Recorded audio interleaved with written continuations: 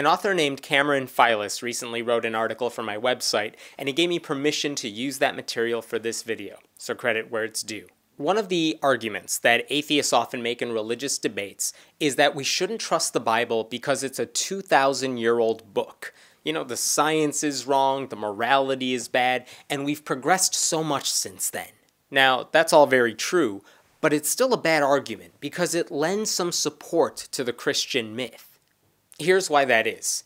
If you say the Bible is a 2,000-year-old book, you're basically saying it was written around, the year 15. And a lot of people say that Jesus was born in the year 4 BCE, and he died 33 years later. So basically what you're saying is that the Bible was written sometime during the life of Jesus. Actually, you're saying that the Bible was published before Jesus died, which doesn't make any sense.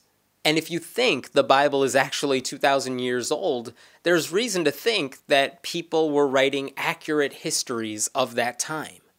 All those miracles written in the New Testament, Jesus rising from the dead, you might actually think you're reading first-hand accounts written by people who were there. That is not the case at all. The Bible is just a big game of telephone, with people passing down these stories generation after generation. And not just stories about the Garden of Eden, but about those miracles too.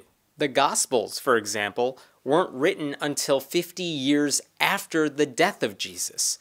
I mean, that's a lot of time for history to be rewritten. That's basically like us revisiting the entire JFK assassination, minus the videotape, minus the journalists, minus Walter Cronkite, and with only a handful of witnesses, none of whom were the ones actually writing this stuff down as it happened. Okay, so it's not a 2,000-year-old book. It's actually like a 1,900-year-old book. Does it really make that much of a difference? Yes it does. Because the oldest surviving copies of those texts date back to the mid-2nd century, and they weren't much to work off of anyway. So you're talking about writing and rewriting these stories for about 100 years before they even started to resemble anything like the Bible we have today. In fact, the oldest complete New Testament manuscript we have dates back to the mid-4th century. I mean, that's 300 years after Jesus died. So the Bible is a book that's less than 1,700 years old.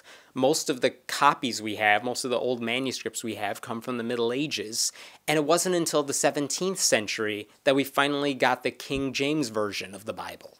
So forget taking the Bible literally. I mean, DNA is an amazing replicator, and even it makes mistakes.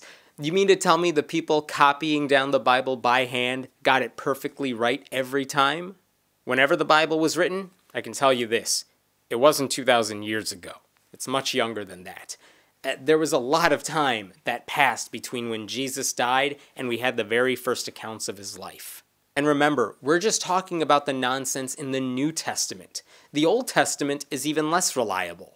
So don't grant Christians the luxury of having a 2,000-year-old book. They don't have one of those. They have a book that's maybe 1,600 to 1,700 years old that went through a lot of revisions and probably has a lot of mistakes when compared to the originals, which we don't have. For those reasons, you certainly shouldn't call it a book that's divinely inspired. Just call it a book of mythology. That works equally as well. My name is Hemant Mehta, and I write at friendlyatheist.com. What do you want to see a video about? Let us know in the comments below, and we'll be sure to check it out. And don't forget to subscribe.